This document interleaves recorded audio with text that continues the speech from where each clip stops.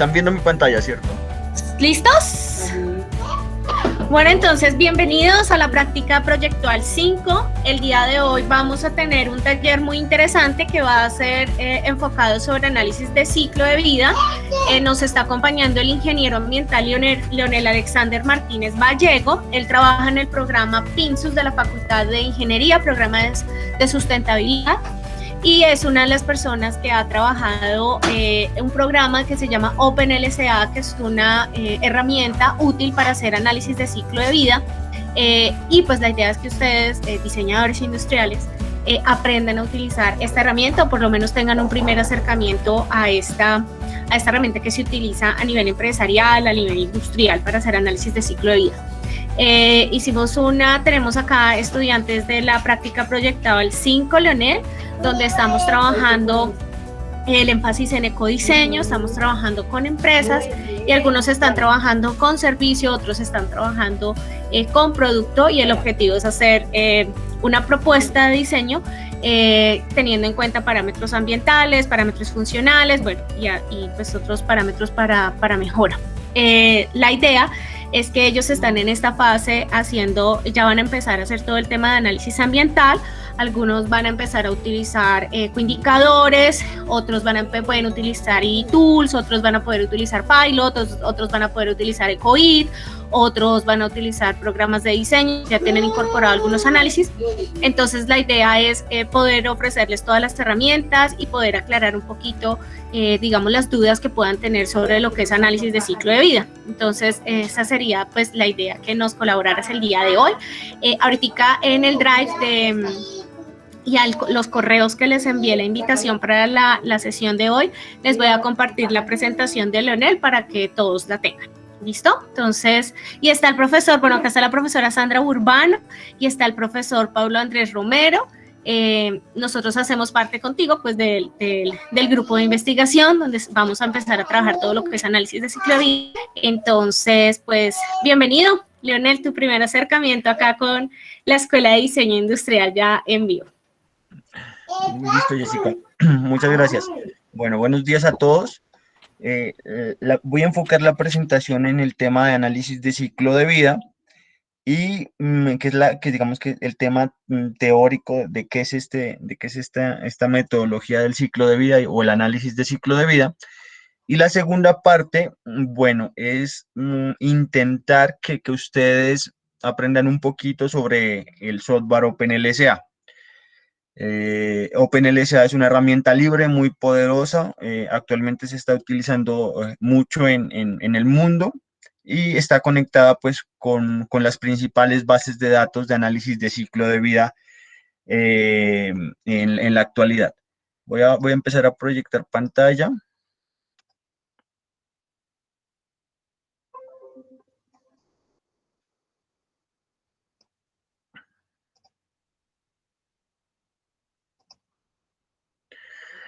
Bueno, entonces voy a iniciar con la definición del análisis de ciclo de vida, que es una metodología para evaluar y comparar los posibles impactos ambientales asociados a un producto, pero en esta ocasión se incluyen todas las fases de producción. Tenemos la imagen que en este momento estoy proyectando y empieza desde donde tenemos las materias primas o los materiales, su procesamiento, sus cambios o lo que se conoce como manufactura, incluyendo también procesos como el transporte, cuando aplique la instalación, el mantenimiento, pasando por un uso, una disposición y finalmente cuando llega al fin de su vida útil, que pues en Colombia iría como un residuo o un relleno. Tenemos unos números ahí que son el 7 y el 8 que nos hablan de unos repropósitos o un reuso. Entonces el análisis de ciclo de vida también los incluye. Y los incluye como unas etapas dentro de la cadena. No están fuera, sino están dentro. Si las tomamos fuera, definitivamente, pues no podríamos hacer relación y valorar, por ejemplo, en el caso de coproductos, residuos que tienen potencial de aprovechamiento, lo que hoy en día se conoce como economía circular. Bueno, y este tema. ¿Y cuándo algo que está en todo ese ciclo o en esa cadena es un residuo? cuando, y pues finalmente es contabilizar sus impactos.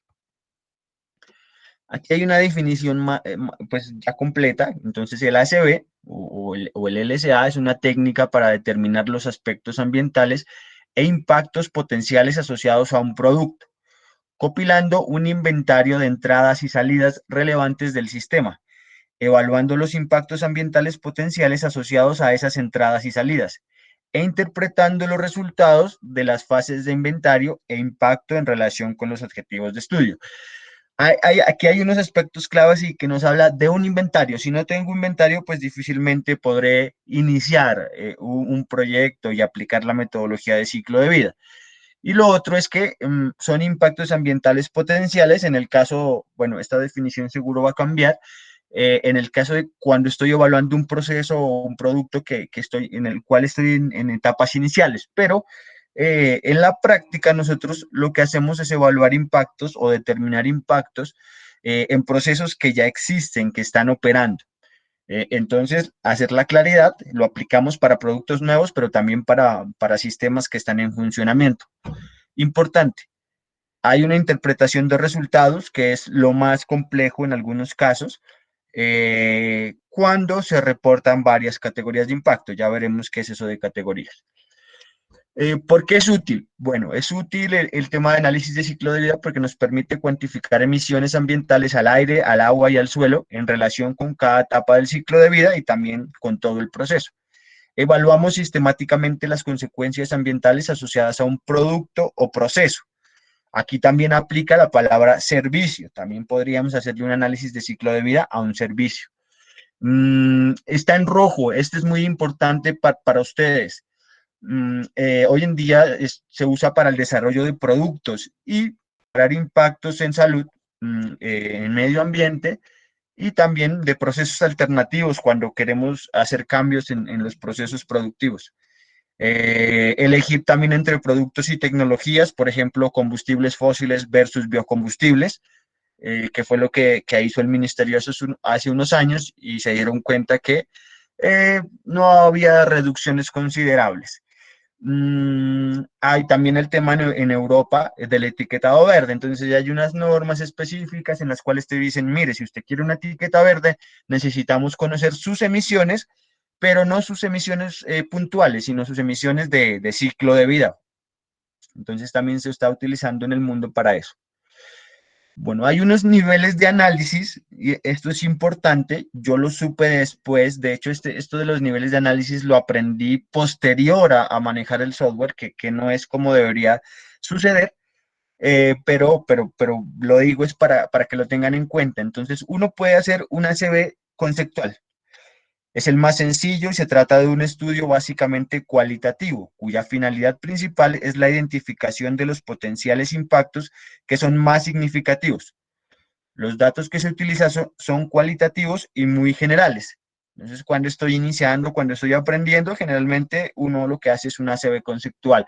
Cuando es difícil levantar un inventario, cuando la información no está disponible, entonces empiezo a inicio por un proceso, digamos, que no tenga mayor complejidad. Aquí hay un ejemplo. Entonces, si tengo varios productos, ¿sobre cuál me debería enfocar? ¿Cuál presenta mayores impactos en todo su ciclo de vida? Generalmente, cuando manufacturamos materias primas, no obtenemos un solo producto. Entonces, inicialmente lo que se hace es hacerle el ciclo de vida o estimar las emisiones o impactos al producto principal. Existe también un tema de ACV simplificado. Es el segundo en la escala de complejidad. Consiste en aplicar la metodología de ACV para llevar a cabo un análisis selectivo, tomando solo en consideración datos genéricos y abarcando el ciclo de vida de forma superficial, seguido de una simplificación, centrándose en las etapas más importantes y un análisis de fiabilidad de los resultados. Bueno, ¿qué es esto en palabras, digamos, que se entiendan? Si tengo un proceso, puede ser, no sé, una flota de transporte, seguramente tengo varios impactos que evaluar, pero en este caso podría enfocarme solamente en el uso de combustibles fósiles, que es el aspecto que más va a impactar.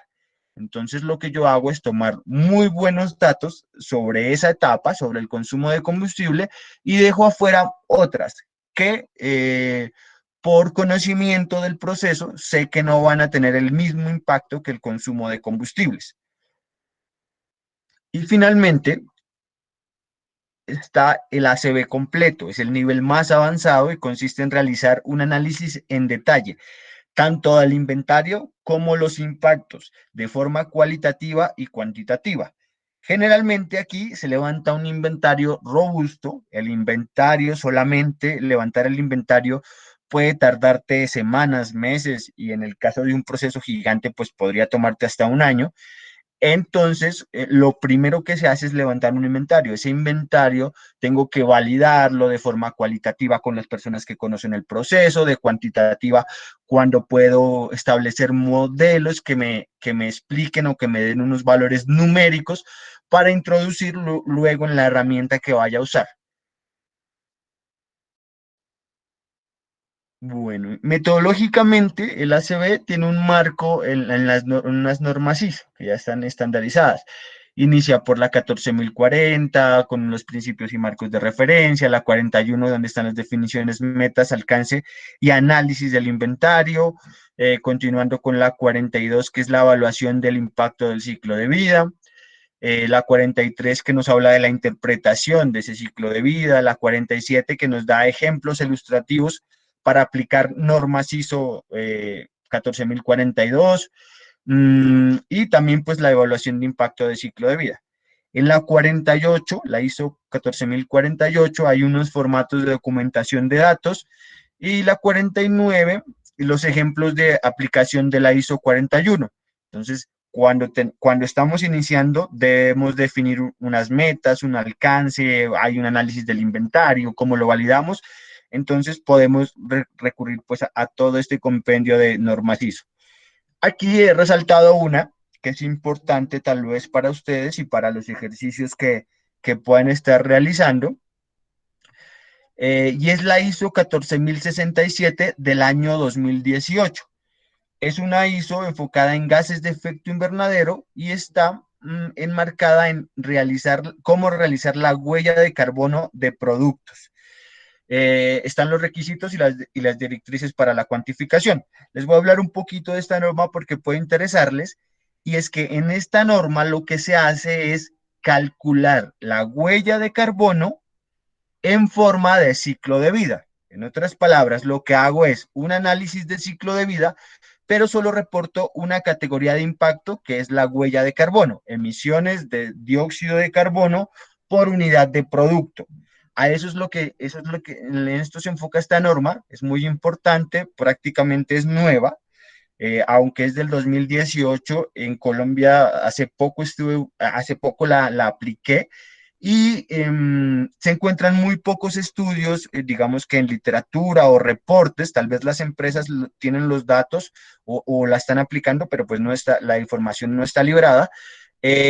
Entonces hay que entrar a revisar esta norma y explotarla al máximo, porque creo que es lo que se viene en estos próximos años, y es cómo se van a reportar realmente las emisiones, que tienen que ser emisiones basadas en una unidad de producto. Bueno, aquí muestro 4 procedimientos que son claves en el ACV. O sea, no hay forma de cambiarlo, y esto es obligatorio cuando hacemos un análisis de ciclo de vida. Tenemos que definir un objetivo y un alcance, y estos deben incluir una unidad funcional. Por ejemplo, mi unidad funcional, si estoy hablando de una planta de cemento, será 1 kilogramo de cemento, un bulto de cemento de 50 kilogramos. Son ejemplos.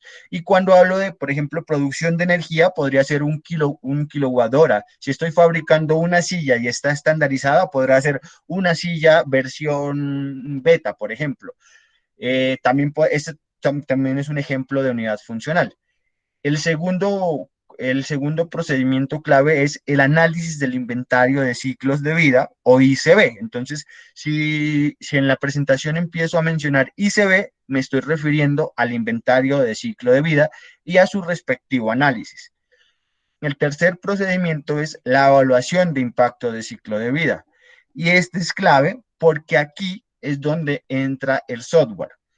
Antes, el uno y el 2 son temas, son anteriores a utilizar cualquier software o herramienta electrónica. Yo puedo levantar mi inventario y todavía no he usado pues ninguna herramienta para calcular el impacto o hacer la evaluación de impacto.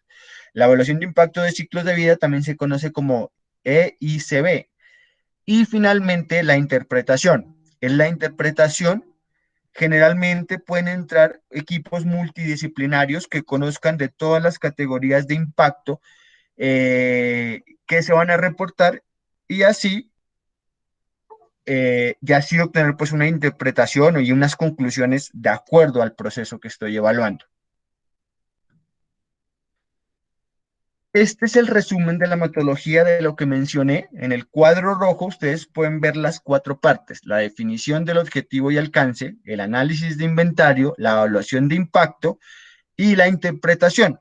Ahí estoy mencionando algunas de las normas ISO relacionadas con cada una de las partes, y fuera del recuadro he adicionado qué incluye cada una de esas cosas. Entonces, en la primera parte, la definición del objetivo y el alcance incluye un objetivo, un alcance, una unidad funcional, un límite del sistema que generalmente es un esquema como el que están viendo, en el cual ustedes definen cuál es su sistema. Ustedes pueden tener un proceso gigante, pero solo le pueden hacer análisis de ciclo de vida a una parte o a todo el sistema, pero bajo unas consideraciones. Entonces, por eso es importante siempre hacer un esquema.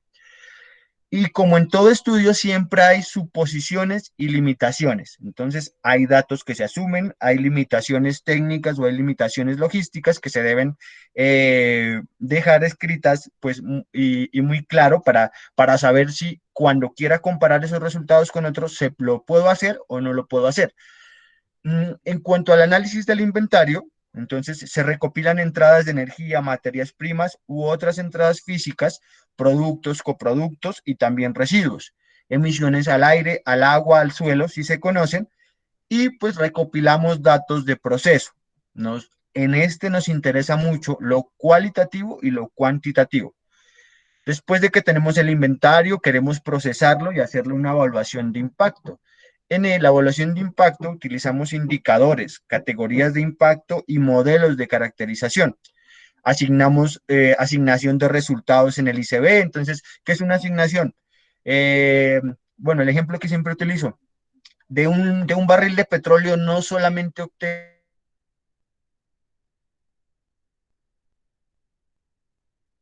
pesados para plásticos, bueno, una serie de cosas en la cual debo pensar que no le puedo atribuir todos los impactos a un solo producto. Tendré que hacer asignaciones de acuerdo pues a unas ponderaciones o a un tema técnico ya establecido. Puede ser de acuerdo a la cantidad de producción, al valor en el mercado. Bueno, eso se define de acuerdo al proceso y es muy específico. Resultados del indicador por categoría, se aplica en algunos casos, se hacen agrupaciones y ponderaciones. Nuevamente se deben mencionar las limitaciones, y aquí entra un tema clave que veremos el día de hoy, y es el software utilizado. Se debe especificar el software, se debe decir si lo hice manualmente, si usé una hoja de cálculo. Bueno, ese es el tema. Y finalmente la interpretación, como les decía, y por eso el cuadro está muy grande, el que corresponde a interpretación, y es que los hallazgos se deben reportar de acuerdo a la información que tenía de entrada. Entonces, si tuve una información muy precisa, muy robusta, y las suposiciones o lo que asumimos, los datos y valores son pocos, entonces la interpretación seguramente tendrá que ser asimismo de sólida. ¿Qué hacemos en la interpretación? Reportamos esos hallazgos del análisis de inventario y de la evaluación de impacto. Hacemos una interpretación coherente con objetivo, alcance y limitaciones. Y finalmente hacemos unas conclusiones y recomendaciones. Todo lo anterior se documenta en un informe. A veces, cuando uno cuenta esto, tienden a pensar que es un informe supremamente largo. Y no, los informes suelen ser muy precisos. Son largos cuando se requiere hacer una aclaración detallada de cada cosa del proceso, o puede ser un informe muy técnico en el cual incluimos todos estos 4 procedimientos y hacemos énfasis en alguno, en el inventario o en la interpretación. Bueno, esta figura es básicamente la misma, la misma de arriba, solamente que la replico para que veamos que esto es una cadena. Entonces tenemos la definición y alcance. Antes de eso necesitamos establecer lo que ya les había mencionado, categorías, métodos, suposiciones. Pasamos al inventario. En el inventario necesitamos garantizar nuevamente la calidad y disponibilidad de la información, la evaluación del impacto y finalmente pues la interpretación del ciclo de vida. Se puede presentar de diferentes maneras. En ningún momento digamos que está estandarizado, está estandarizada la secuencia como contenido, pero podríamos empezar a hacer evaluaciones preliminares de la información que vamos teniendo. Bueno, digamos que es un límite de sistema el más básico. Hay unas entradas, para que sepan que es entradas, entonces en este caso serán materias primas, la energía, y en la línea puntuada es lo que vamos a tener en cuenta. La línea puntuada nos dice que en este ciclo de vida van a tener en cuenta la producción, el uso, el reciclaje y la disposición final, y también se incluye el transporte. Entonces uno empieza a ver que hay diferentes formas de mapear un límite de sistema. Y hay unas salidas que son las emisiones al aire, suelo y agua. En cuanto a la unidad funcional, es importante hacer énfasis porque en muchas ocasiones es difícil definir una unidad funcional porque no tenemos una regla de asignación clara. Entonces, la unidad a la cual serán referidas las entradas y salidas del sistema es a lo que se le conoce como unidad funcional. La unidad funcional puede ser una unidad de tipo físico y también una unidad de tipo funcional. Hay unas reglas de asignación y sistemas con los sistemas que tienen más de un producto, el ejemplo del crudo, del petróleo que les decía hace un momento. Entonces, en este caso puede estar basado en la relación física o basado en otras medidas como el valor económico, la masa o la energía. La unidad funcional, ¿qué hago para definir la unidad funcional? ¿Cómo empiezo? Entonces, lo que yo quiero responder es qué, cómo, cuánto y hasta cuándo. Si respondo estas preguntas de mi proceso, entonces puedo establecer esa medida, por ejemplo. Entonces, ¿qué tengo? ¿Qué es lo que produzco? ¿Cómo lo produzco? ¿Y cuánto estoy produciendo? Entonces, ¿hasta cuándo? ¿Por qué es necesario conocer hasta cuándo? Porque finalmente lo que voy a hacer es dividir todas mis emisiones a cualquiera de los componentes, sea agua, suelo o atmósfera, y lo voy a dividir referido pues a la producción total.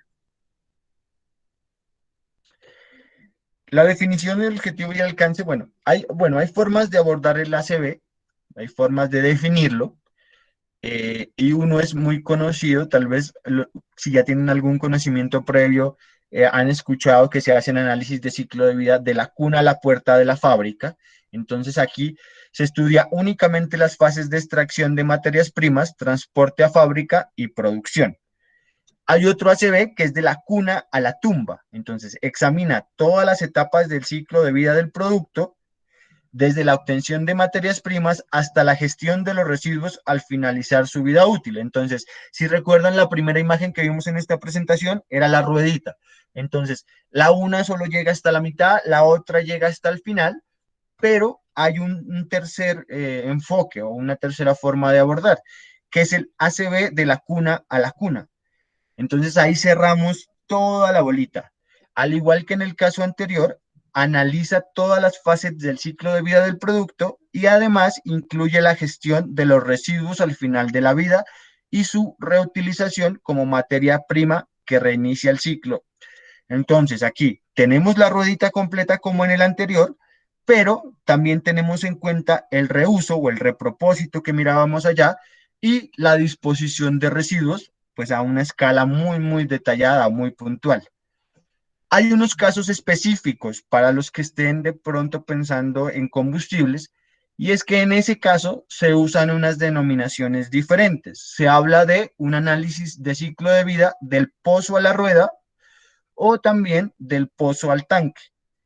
¿Por qué? Porque en ese caso bueno, voy a hacer una aclaración. Cuando hablamos de combustibles, hay una fase que es la que más va a demandar o a emitir, perdón, a generar emisiones a la atmósfera.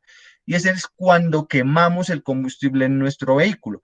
Entonces necesitamos, por eso hay estos dos casos específicos, a veces hacemos una ACV hasta la rueda y a veces sí necesitamos conocer hasta el tanque. Entonces cuando finalmente se quema ese combustible. Este es un ejemplo del límite del sistema. Este es, este es el análisis de ciclo de vida o el planteamiento para hacer el análisis de ciclo de vida de una hidroeléctrica. Entonces, estamos hablando de un proceso gigante que va a demandar recolectar información de manera, la forma de levantar la información seguramente va a ser compleja.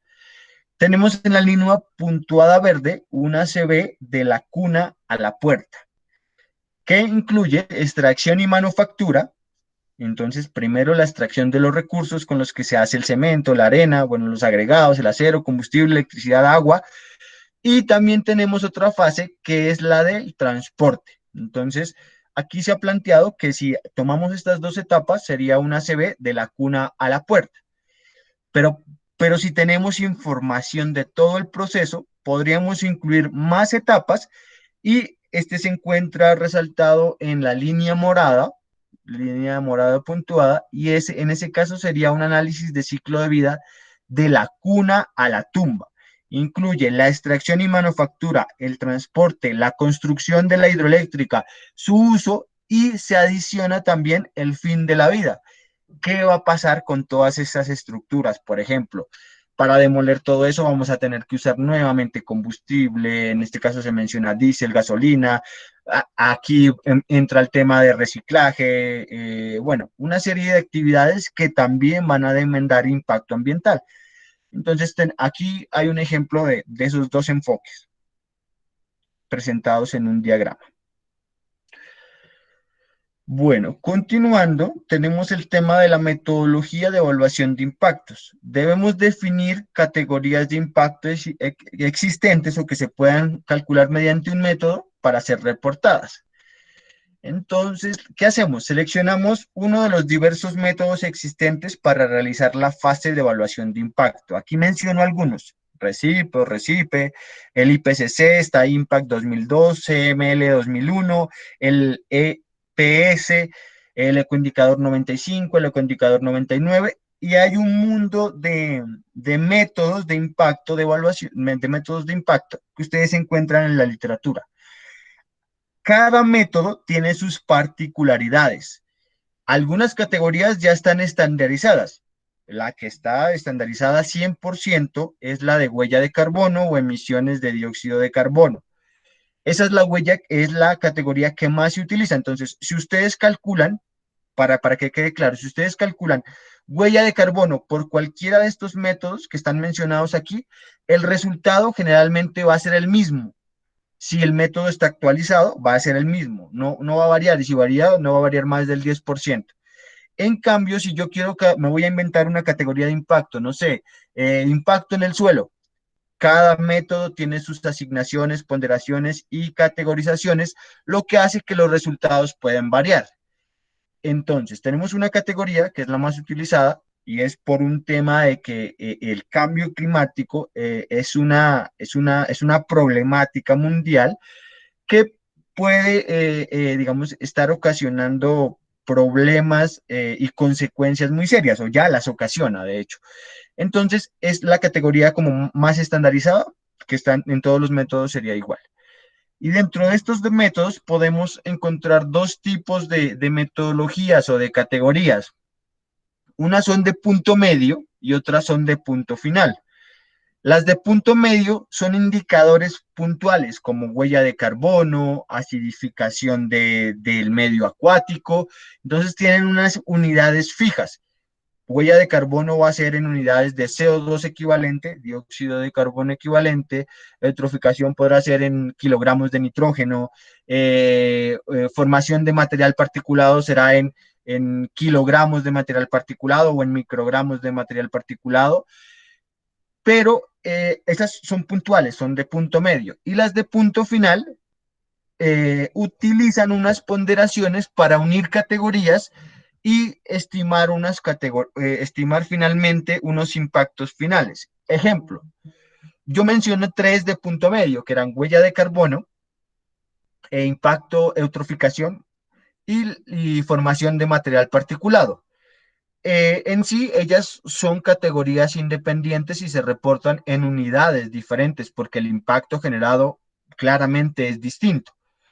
Lo que yo podría hacer es unir esas tres y convertirla en una categoría de punto final. Ejemplo, mi categoría de punto final podría llamarse impacto en la calidad del aire. Y entonces podría relacionar huella de carbono y la información de material particulado que se emite a la atmósfera. En el caso de acidificación o eutroficación, no entraría a ser parte de esa categoría de punto final porque no está relacionada con el componente atmosférico. Pero si tengo otra categoría de punto final que se llame, por ejemplo, impacto en los ecosistemas acuáticos, entonces tendré relacionado huella de carbono, acidificación, eutroficación y otras que estén relacionadas con agua. Por ejemplo, aumento de la DBO o de la DOQO, que son indicadores o parámetros de calidad del agua. Aquí voy a mencionar algunas de punto medio. En rojo está cambio climático y entonces algunos podrán estar confundidos porque yo he hablado de tres términos. Digo cambio climático, digo huella de carbono. Entonces pueden empezar a generar confusión. ¿Qué sucede? La categoría se conoce actualmente en los métodos como cambio climático o otros lo llaman emisiones de gases de efecto invernadero. Finalmente es lo mismo, la categoría se calcula lo mismo y como ya les dije, está estandarizada. Entonces, cuando escuchemos huella de carbono, cambio climático, aunque tienen definiciones diferentes en análisis de ciclo de vida, lo que están calculando o el resultado va a ser referido a lo mismo. Hay otras categorías de punto medio, estas no son todas, digamos, un solo método como RECIP tiene 16, 17 categorías de impacto y hay otros métodos que solo se enfocan en 11 o en 5 categorías de impacto. Eso no quiere decir que el método sea malo o bueno, es el modelador el que decide qué quiere reportar antes de hacer la evaluación de ciclo de vida. Bueno, entonces hay otras categorías como agotamiento de la capa de ozono, formación de material particulado, caracterización uso del suelo, caracterización uso de recursos, demanda de energía, exposición a ecosistemas, acidificación, agotamiento de recursos fósiles, eutroficación de sistemas acuáticos. Cada uno va a tener unas unidades diferentes y lo que les digo, si no son expertos en todo y además si no tiene relevancia calcularlo, pues selecciono las categorías que quiero reportar, pues ya a su vez el método que quiero utilizar. Categorías de punto final, entonces miremos cómo cambian estos nombres. Toxicidad humana, pérdida de calidad del suelo, pérdida de hábitats, pérdida de recursos, pérdida de cultivos y madera, pérdida de pesca, pérdida de biodiversidad, daños a plantas y vida salvaje, daño a ecosistemas. Entonces, cada una de esas lo que hace es tener detrás la unión de varias de punto medio, se hacen las ponderaciones de acuerdo a lo que considera el método y pues va a emitir un valor. ¿Qué sucede? Todos estarán preguntando, pero bueno, ¿qué pasa si los métodos son tan distintos? ¿Cómo hago para escoger? Depende del proceso, tengo que conocer un poco del proceso que estoy realizando, del producto al que quiero hacer el análisis de ciclo de vida, y cada método tiene su documentación en la red, es muy fácil encontrarlos, algunos métodos están actualizados, pues otros ya no, y entonces esos también son criterios para definir. Bueno, en esta tabla muestro unos métodos de impacto y las categorías que considera cada método. Entonces, por ejemplo, iniciamos con CML 2001 línea base. Este método, si yo quisiera calcularle a un producto, por ejemplo, la categoría de impacto en olores, si la vemos, si revisamos rápidamente, este método no reporta la categoría de impacto en olores. No podríamos usar ese método.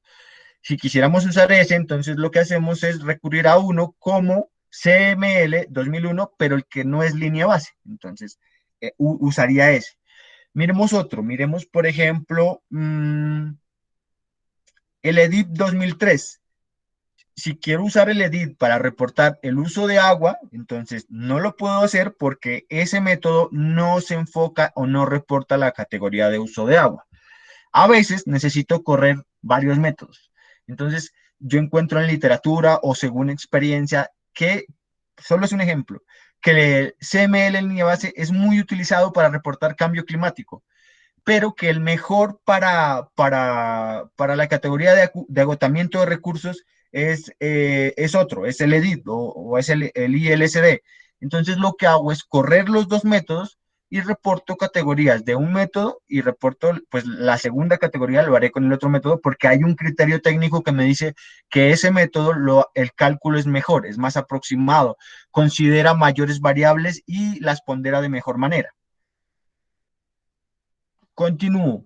Mm, aquí muestro otros métodos, el ILCD, el RECIP. El RECIP tiene varias categorías, entonces ustedes empiezan a ver que ahí nos dice RECIP de punto final E y la E va a tener un significado, RECIP de punto final H, RECIP de punto medio E, H, y entonces a eso me refería cuando anteriormente les decía. Ojo, no es tan sencillo definir el método, por eso es necesario hacer un barrido de esas metodologías, saber si en mi proceso se está utilizando y si no se está utilizando también saber por qué y decidir qué método voy a utilizar. Cada uno de estos métodos que ustedes ven ahí, lo repito, tiene su documentación. Bueno, pasamos al tema del análisis de inventario. Importante. Muy importante, el tipo de datos que vamos a usar deben recuperarse por cada proceso unitario dentro de los límites del sistema. ¿Eso qué quiere decir? Que antes definí una unidad funcional.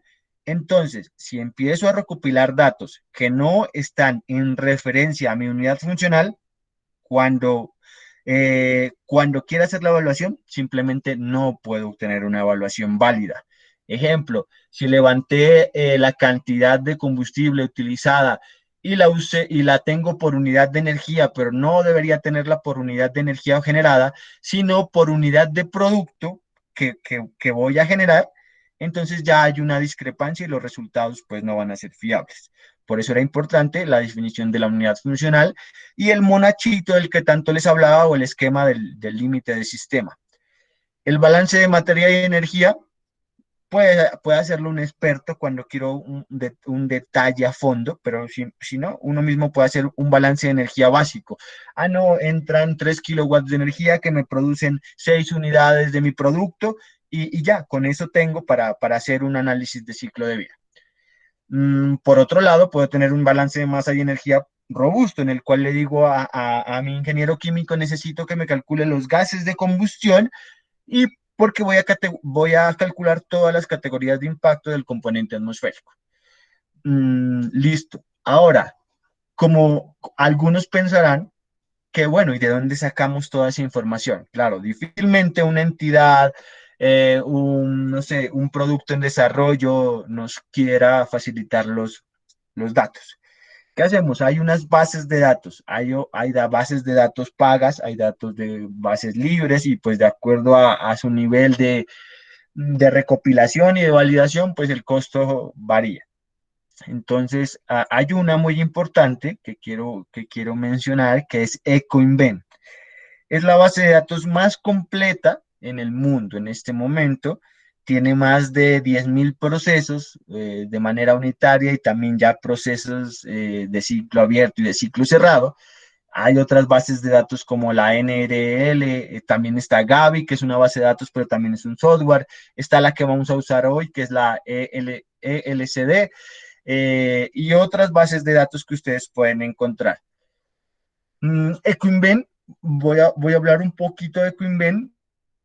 Deja usar algunas bases de datos, pero no te permite, mejor dicho, EcoInvent deja usar sus bases de datos con un usuario. Lo que sucede es que si tú no pagas, no tienes acceso al detalle de la información. Lo que tendrías es un cascarón donde dentro de él hay muchísimas cosas, muchísima información, pero al correrlo, pues él te va a arrojar resultados y todo, pero tú no sabes si quisieras modificar un dato específico para tu proceso. Por ejemplo, Equinven tiene producción de harina, pero la producción de harina y sus entradas y sus salidas se refieren a un proceso europeo. Difícilmente, ya por conocimiento y por experiencia, difícilmente los procesos europeos son comparables con los procesos latinoamericanos y más con Colombia. Por más que los medios nos vendan que tenemos las plantas más modernas en producción, no sé, de cualquier producto, generalmente es falso. Cuando tú entras a hacer una revisión sistemática de los datos de entrada y salida, te das cuenta que o tenemos más emisiones o consumimos más agua, o los equipos que nos enviaron no son los de más alta calidad y eficiencias, y eso hace pues que las emisiones cambien y los consumos también cambian. Entonces, lo que yo quiero hacer cascarón de producción de harina es hacerle modificaciones. Si no he pagado, no sé dónde hacer el cambio. Se puede, es posible, pero es muy difícil y dispendioso hacer los cambios porque tendría que validarlos en algunos casos hasta manualmente. Pero cualquiera puede registrarse y empezar a revisar Equinven. Paso a la siguiente parte del análisis de ciclo de vida y es la evaluación del impacto. Bueno, volví. ¿Ven mi pantalla, cierto? Sí, Sí, señor. ahí vemos tu pantalla. Listo. Bueno, por ahí escuchaba a Jessica hacer la aclaración sobre toda esta introducción. Es necesaria y muy necesaria porque cuando llegas al software, definitivamente a- los profesionales, estoy hablando, por ejemplo, de ingenieros, quedan perdidos. Cuando tú vas a hacer el cálculo, tendrás que regresarte horas a entender una serie de cosas y metodologías. Pueden desplegarse en tu interfaz, por ejemplo, 20 métodos y tú no vas a saber cuál es el criterio y cómo debes definir qué método utilizar, solo por dar un ejemplo. Pero bueno, continuando, entonces ya estamos en la parte de la evaluación del impacto. La evaluación del impacto, para dejarlo claro, se puede hacer con cualquier herramienta. De hecho, se puede programar una hoja de cálculo en una herramienta como Excel y tú puedes realizar los cálculos. No es necesario usar un software, pero el software pues te ahorra tiempo, sobre todo tiempo. Y pues los métodos y todo ya están programados y validados. Sabes que los datos son fiables, los resultados van a ser fiables.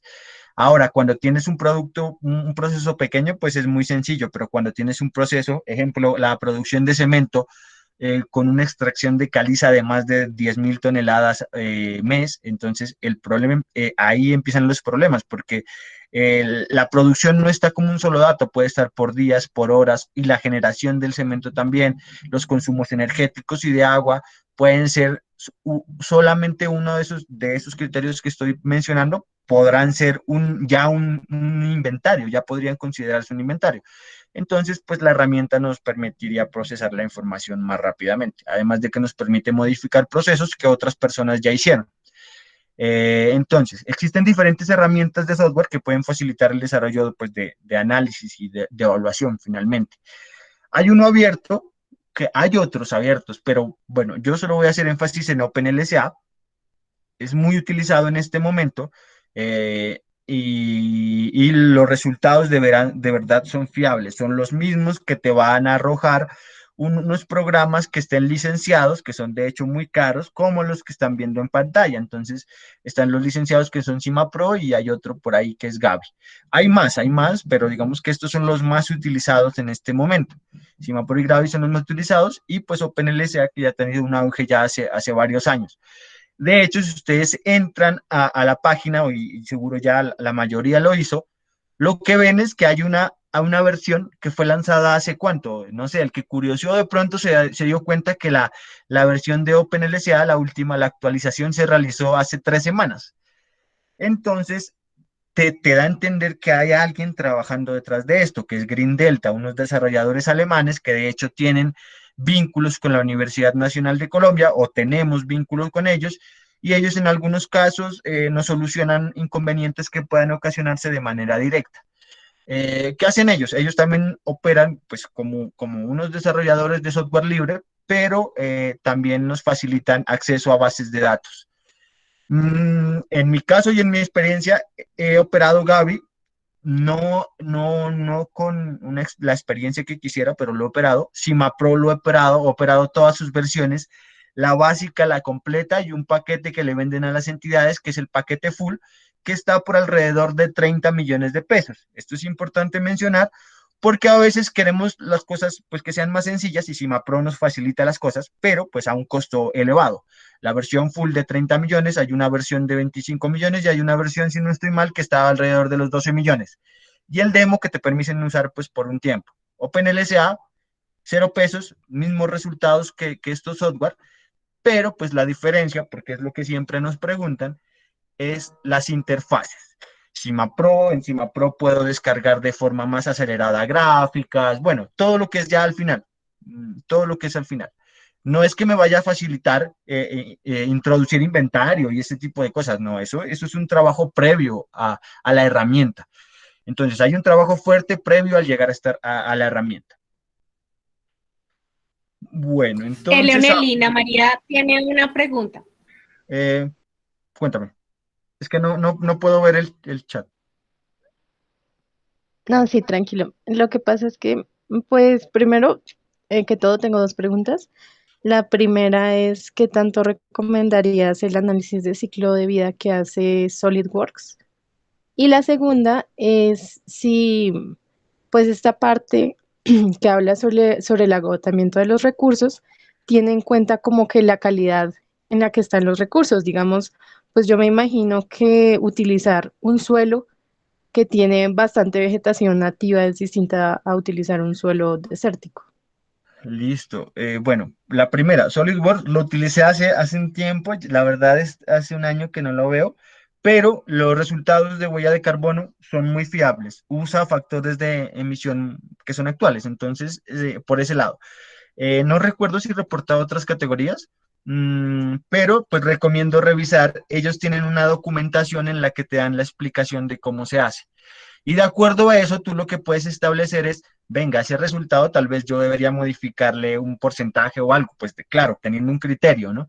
Pero esa es mi recomendación. El resultado en huella de carbono sí es fiable y en las otras tal vez, pues no es lo que esperamos, pero para ejercicios académicos va muy bien. Esa es la respuesta. Y lo segundo que era, está relacionado con, se me La olvidó. calidad de los Ya, listo. recursos. Sí, cada método establece lo que tú dices. Voy a dar un ejemplo. Le doy mayor ponderación al agua o al suelo. Lo que pasa es que esas ponderaciones y estos métodos pues son americanos y europeos. Entonces, pues hay que tenerlo en cuenta. Sí lo hacen, pero las ponderaciones pues no corresponden a nuestro medio. Uno podría entrar a revisar todo el análisis que ellos presentan las fórmulas y entonces, voy a dar un ejemplo, si el método está específico para Dakota del Sur en Estados Unidos y tú ves, no, pero es que le están dando demasiada importancia al agua, porque allá hay escasez de agua, entonces tú lo que harías es entrar a la fórmula y modificarlo para el caso colombiano, pues de acuerdo, nuevamente lo repito y reitero, a un criterio técnico.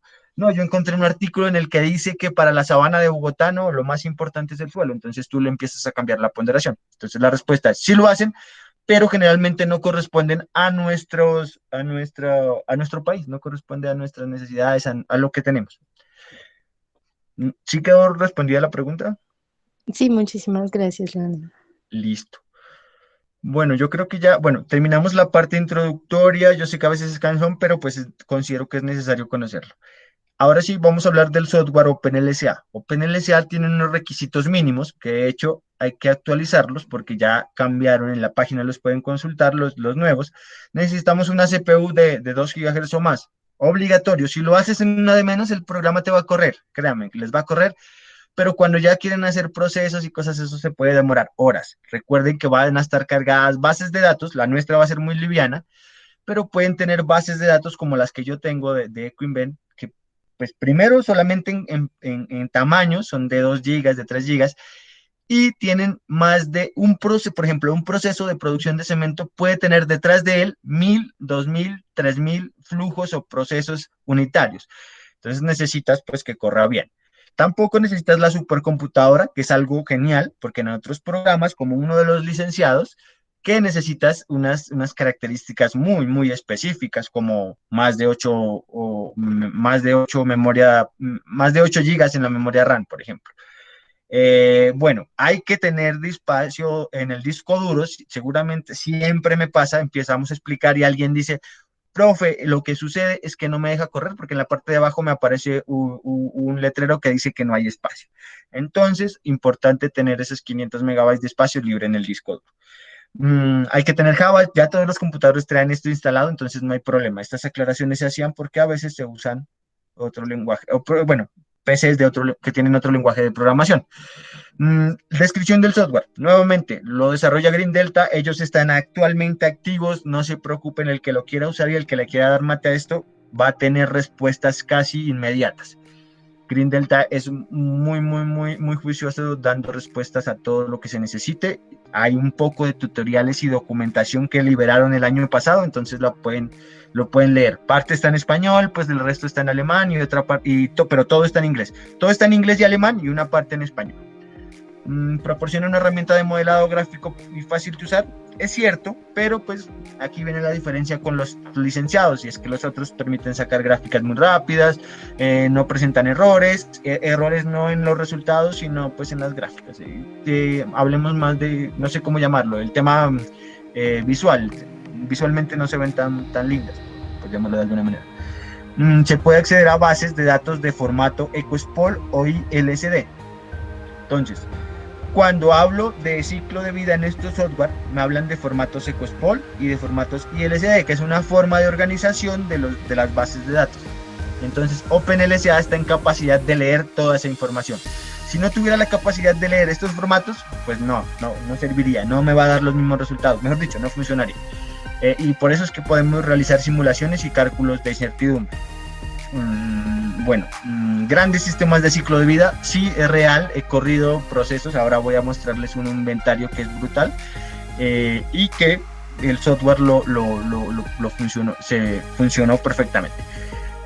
Proporciona opciones de modelado variadas, sí, también es cierto, y en la última actualización ya actualiza las bases de datos. No sé si alguno al cargar la base de datos, seguramente salió por ahí un aviso que decía, desea actualizar, no sé, como el próximo, bueno, él te dice que diga sí o no si quieres realizar la actualización. O sea, que él mismo te lee y te actualiza para que la nueva versión de OpenLSA pueda correr sin problema. Y finalmente exporta resultados en Excel, es verdad, los exporta, tal vez no como quisiéramos, pero en la última versión mejoró y ya pues lo tengo en columnas, no hay errores de que algunas palabras salgan copiadas en otro título, sobre todo en los títulos, ¿qué sucede? Hay un caso de estudio, bueno, ¿tenemos tiempo? Sí, tenemos tiempo, entonces voy a presentarlo, me voy a demorar creo que solamente 10 minutos en esto, lo voy a pasar rápidamente y este es un caso de estudio muy sencillo.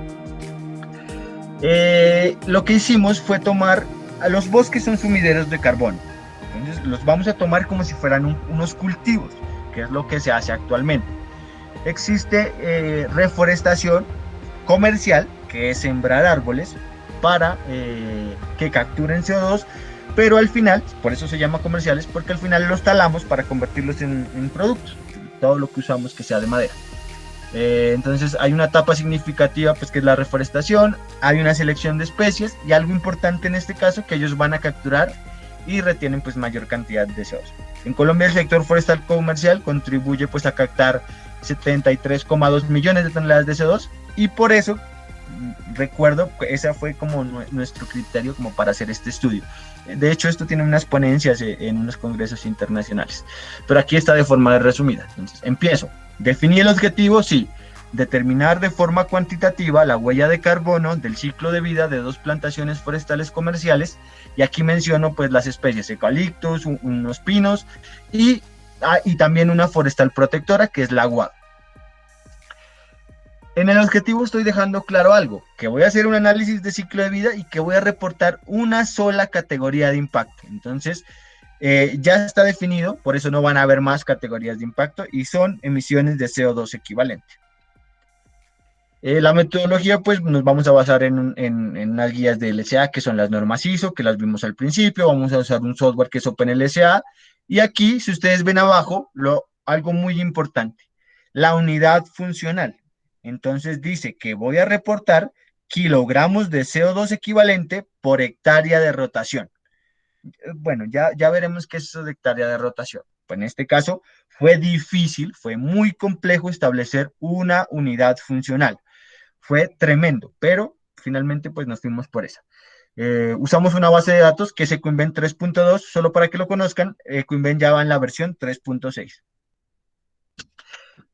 Paso siguiente, no me he saltado todavía los pasos que definimos en la metodología o que les expliqué. El límite de sistema. Pero el límite de sistema, como pueden ver en la imagen, hay dos límites de sistema. Y entonces eso hará que pues ya hay una limitante o una consideración o una suposición. Tenemos un límite de sistema para plantaciones forestales comerciales y tenemos un límite de sistema para las plantaciones forestales protectoras. Hay una diferencia pues muy gigante, y es que la una va a tener un mantenimiento como de una fábrica. Es un cultivo que va a demandar, o sea, va a tener personas en su mantenimiento, y eso va a demandar unos recursos como fertilizantes, pero en mayor proporción que las protectoras. Las protectoras solo se garantiza hasta un periodo de tiempo que crezcan, y finalmente, como su nombre lo dice, son protectoras, se siembran, por ejemplo, alrededor de las rondas hídricas, o en las orillas de las rondas hídricas. Entonces estas solo se va a garantizar un tiempo y después se dejan ahí para siempre, o eso es lo que se espera, ¿no? Al menos. Entonces, los límites del sistema, por ejemplo, de las comerciales, incluyen pues un proceso de las plántulas, la preparación del sitio, pero la preparación del sitio, pues como es un cultivo comercial, va a tener una maquinaria fuerte. Bueno, sí, es un tema diferente pues al de la protectora. Un mantenimiento y control que incluye poda, fertilización, unos controles y finalmente la tala. En cambio, en las protectoras no hay tala.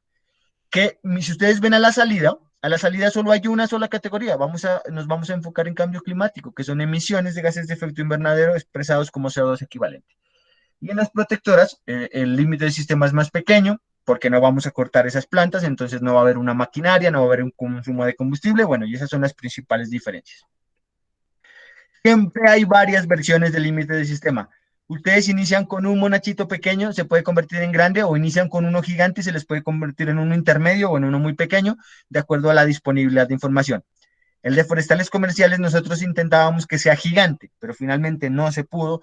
Las empresas que inicialmente nos iban a dar la información pues se echaron para atrás, y quedamos ahí con el estudio.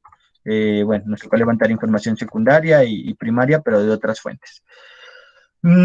Aquí entonces empiezo a hacer, esto es dentro del sistema de estudio de alcance, que hay que hacer una aclaración gigante. Y es que, ¿No venga. se escucha? ¿Ya me escuchan? Hola. Sí se escucha, sí se escucha. Sí se escucha. Listo. Bueno, entonces una aclaración gigante, y entonces, venga, pero es que esas plantaciones tienen diferentes años de rotación. Cuando me refiero a rotación, es que la plantación se ha desarrollado completamente, y pues en el caso de las comerciales puedo cortarlas, y en el caso de las otras pues ya no, la dejo ahí porque está en una ronda hídrica, y entonces, bueno, ya hay una legislación aplicable para el tema. Entonces los impactos, primero, tienen que calcularse, pero mira que por ejemplo el Pinus patula tiene pues un tiempo de rotación de 18 años y el eucalipto de 7. De ahí hay un tema de que puede ser que el eucalipto crezca más rápido, eso solamente es una suposición, pero demande demasiados insumos. Puede que el Pinus patula te demores 18 años en cortarlo, pero pues el mantenimiento no requiera mayor cosa, mayores insumos, mayores materias primas o demanda energética.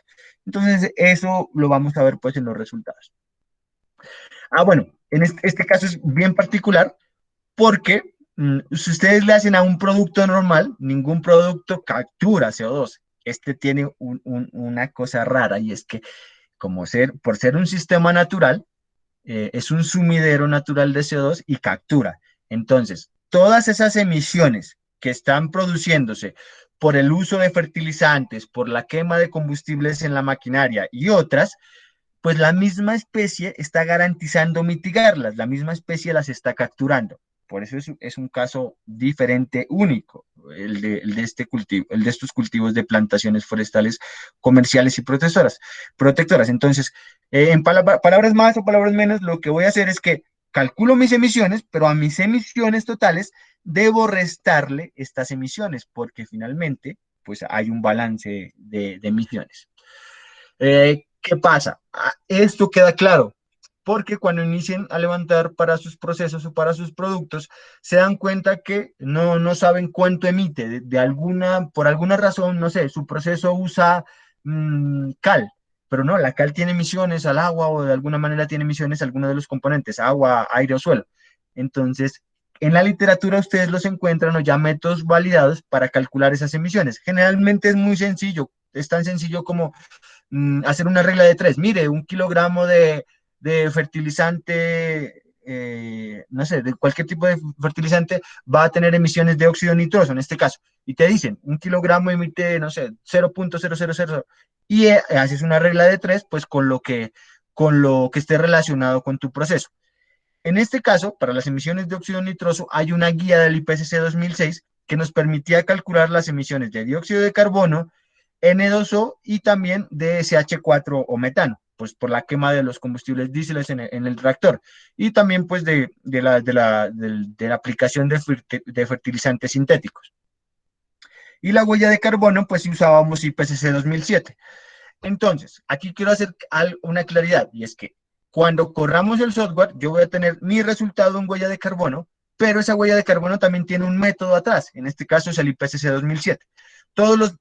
Solamente para esta categoría, como se explicó en la introducción, esta categoría todos usan factores de emisión relacionados o con el IPCC 2007 o con factores de país, pero de la entidad acreditada. En nuestro caso se usa el factor de emisión de la UDME, la Unidad de Planeación Minera Energética, adscrita al Ministerio de Minas y Energía.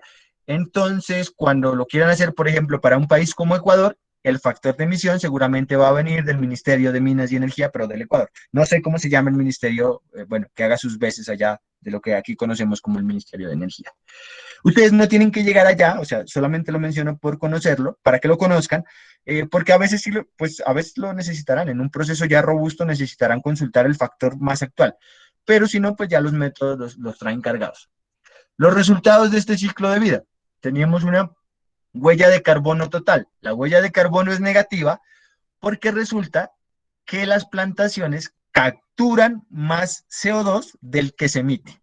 Entonces, esto no lo van a ver en ningún otro proceso. Este proceso pues es muy particular y entonces tengo mis emisiones, no son positivas, o sea, son negativas porque capturo más de lo que emito.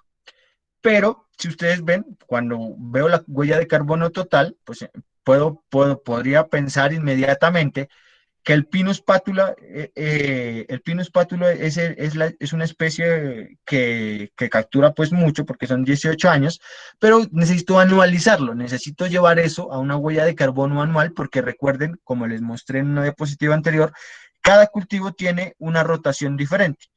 Cuando se hace el análisis, se hace la anualización, nos damos cuenta que la guadua es la que más captura tiene, o sea, que puede capturar respecto a las emisiones que produjo pues en su proceso de cultivo. Y que por el contrario, el Pinus pátula en esos 18 años demandó tantos recursos que su captura pudo ser muy grande, pero pues con las emisiones que generó haciendo el balance, pues no es una especie que en realidad genere esa captura. Y con el eucalipto sucede pues algo similar. Uno puede detallar los resultados y, por ejemplo, si estoy produciendo una silla, necesito ver cuántas emisiones están en la etapa de extracción de materiales, cuánto en la manufactura y cuánto, por ejemplo, en el armado. Aquí vemos los resultados por diferentes etapas y está para el mantenimiento inicial, para mantenimiento y control y pues para el tema de podas y corte. Nos damos cuenta que, tomemos uno, en la etapa inicial, el eucalipto es el que demanda mayores emisiones, en el mantenimiento y control nuevamente el eucalipto y pues en el corte también el eucalipto. Guadua y Pinus como que están igual en el mantenimiento inicial, en el mantenimiento y control guadua no demanda menos, mucho menos de hecho, y en el corte pues no en ese mantenimiento, en esas podas no demanda tanto. Y al final, en este caso, no es CO2 emitido, sino es CO2 capturado, porque ya les dije, es un caso específico de un cultivo donde pues estamos capturando CO2, y pues aquí está el resultado como de esas emisiones. Entonces, generalmente en productos siempre son emisiones, en este caso fue CO2 capturado. Esto, bueno, no vas a hacer unas conclusiones muy simples de acuerdo a los resultados, pero un énfasis. Ahí que ustedes están en pantalla y pueden leer, pueden irlo leyendo. Sin embargo, las conclusiones, ninguna conclusión está enfocada a que una especie es mejor que otra. Porque hay unas diferencias y unas suposiciones que no nos permiten concluir eso. Lo que nos podemos concluir es que, mire, en la etapa de mantenimiento y control hay mayor contribución de emisiones en tal especie, bueno, o de determinar qué etapa es la que es más intensiva en carbono, pero bajo las suposiciones y limitaciones de este estudio, no podíamos concluir qué especie era la que se debía usar para reforestación comercial, o decir que la guadua es mejor que las comerciales, porque definitivamente los límites del sistema eran diferentes. Entonces las conclusiones hacen parte de la interpretación, y el mensaje que quiero lanzar aquí es que no puedo llegar a conclusiones a priori de definir que un producto es mejor que otro. Tendría que compararlos bajo las mismas condiciones y bajo unos inventarios validados por otras personas. Yo mismo no podría validar inventarios cuando voy a hacer comparaciones. Eso es algo que se va a incluir, se supone que se va a incluir en la norma, en la que se está trabajando y que se supone que saldrá en el 2023, 2024, en el tema de análisis de ciclo de vida. Bueno, aquí he terminado con el tema pues, teórico, y con este ejemplo que es un poquito diferente a cualquiera que pude haber presentado. Ahora vamos con el tema del ejercicio de aplicación. ¿Cómo les fue con la instalación? Quisiera saber si todos pudieron instalar y todos pudieron llamar las bases de datos.